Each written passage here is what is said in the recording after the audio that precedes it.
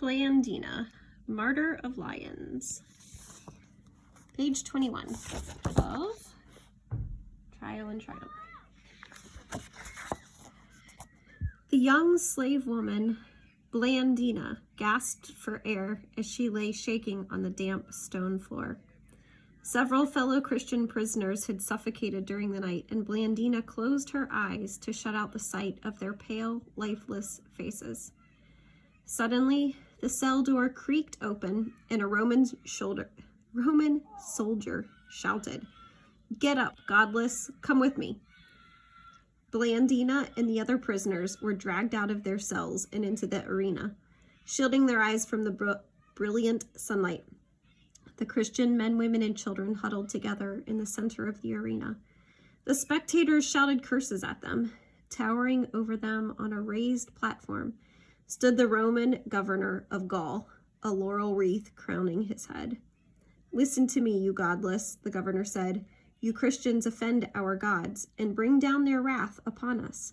But if you will just swear by Caesar, I will release you." Silence fell over the arena. Squeezing the hands of two friends, Blandina trembled and pled with God for strength. Then a few Christians stepped out of the huddle and with downcast faces swore the oath to Caesar. They were permitted to leave the arena, but most stood their ground. "Very well then," the governor said. "You have chosen the beasts, the fire, and the sword." Pulling several Christians from the group, soldiers beat them with whips and slashed them with swords. The crowd roared its approval. Then, from the group of prisoners, a young man, Vedius, moved toward the governor's platform. "Your Excellency, I humbly seek permission to speak in defense of the Christians." "I can prove to you that there is nothing godless or wicked in us." The pagan spectators howled at him. Ignoring Vedius's request, the governor asked with disdain, "Are you a Christian?" "I am," Vedius answered loudly, standing unbowed before the governor. With a wave of his hand, the governor signaled the guards. They drew swords and cut Vedius down on the spot. Then the governor summoned Sanctus, a deacon of the church, from the crowd in the arena and asked, "What's your name?" "I am a Christian," Sanctus answered. "Where were you born?" asked the governor. "I am a Christian," Sanctus said. "Are you slave or free?" "I am a Christian," Sanctus answered. The soldiers started to whip and beat him, but still his answer to every question remained, "I am a Christian." The enraged governor ordered his body crushed between two red-hot copper plates. He died standing firm in his faith. Blandina and the other Christians were returned to prison. From morning to night, jailers punished frail Blandina. They pierced her body with daggers and crushed her limbs upon the rack. "Curse Christ," they taunted. "Tell us all the wicked deeds the godless do." "I am a Christian," Blandina answered. "We do nothing to be ashamed of." At the close of the day, the jailers could scarcely believe she was still breathing. Her body was so broken. "Who are these Christians?" the jailers said to one another. "They will go willingly and cheerfully to their deaths." The next day, soldiers again brought Blandina and some other Christians to the arena. She was hung on a wooden post, intended as food for wild animals. Blandina lifted her eyes to the Lord and prayed aloud, "O Father, strengthen us as we suffer for the glory of Christ." Her faith gave fresh courage to the others. One by one, the believers died, torn to pieces by the beasts. But to the crowd's amazement, Blandina remained untouched by the animals, and the guards hauled her back to prison. A few days later, she was again returned to the arena, now with Ponticus, a Christian boy of 15. "Stand firm, dear Ponticus," Blandina urged him. Again they were whipped and attacked by animals, and soon Ponticus lay dead. But Blandina, her body bloodied and broken, yet survived, her face radiant with the peace of Christ. She looked, one eyewitness said, as if she were invited to a wedding feast, not thrown to the beasts. Her persecutors, frustrated and angry, wrapped her in a net and threw her to a bull that tossed her around the arena. Finally, a soldier reached down and slew her with the sword. The pagans said they had never seen a woman suffer so much or so long. The bodies of Blandina and the other Christians line the streets of Lyons. Guards stood watch, preventing their friends from giving them a decent burial. Why won't you let them bury their dead? The guards were asked.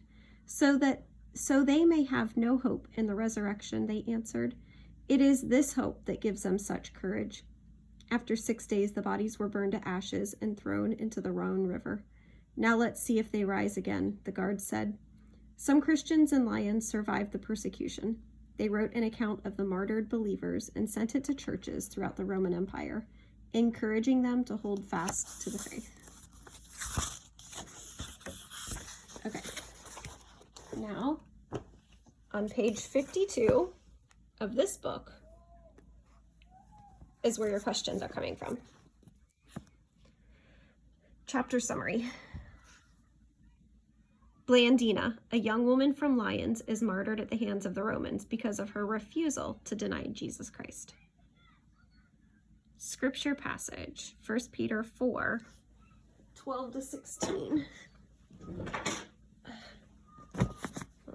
1 Peter.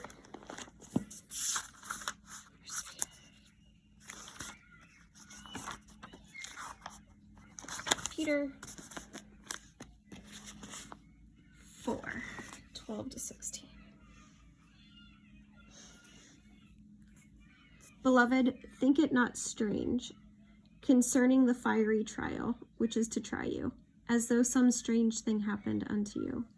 But rejoice, inasmuch as ye are partakers of Christ's sufferings, that when his glory shall be revealed, you may be glad also with exceeding joy. If ye be reproached for the name of Christ, happy are ye, for the Spirit of glory and of God resteth upon you.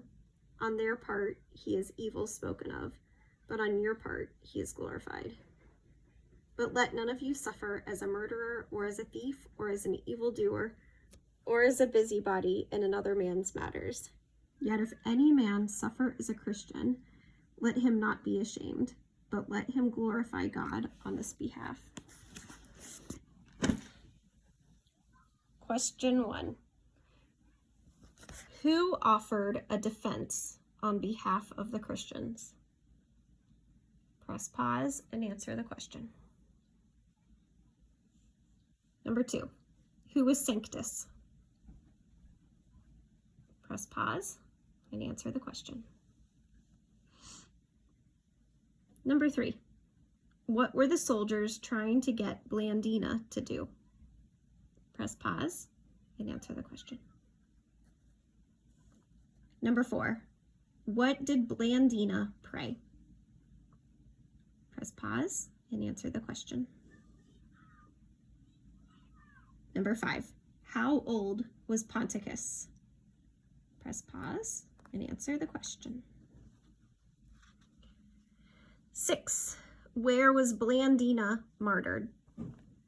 Press pause and answer the question. Number 7, why did the Roman soldiers prevent the burial of Christians? Press pause and answer the question. Read 1 Peter 4, 15 and 16. That's what I just read. What sort of things should we suffer for? What sort of things should we not be found suffering for? 15 and 16. What should we suffer for? And what should we not be suffering for? But let none of you suffer as a murderer, or as a thief, or as an evildoer, or as a busybody in other men's matters. Yet if any man suffer as a Christian, let him not be ashamed, but let him glorify God on this behalf.